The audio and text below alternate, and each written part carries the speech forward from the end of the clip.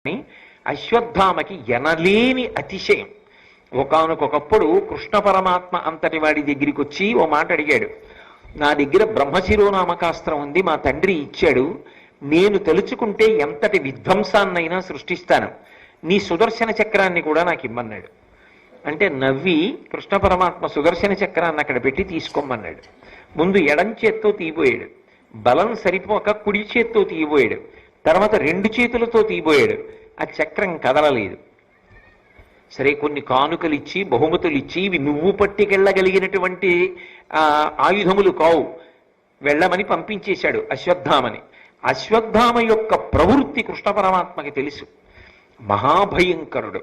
ఇప్పుడు తన ప్రాణముల మీద ఆశతో దాక్కున్నాడు. కానీ భీముడు వెళ్ళి వెతికి పట్టుకుంటాడు. పట్టుకోగానే అపాండవం చెయ్యాలన్న కక్షతో ఉన్నాడు కదూ, నిన్న రాత్రి పాండవులు దొరకలేదు.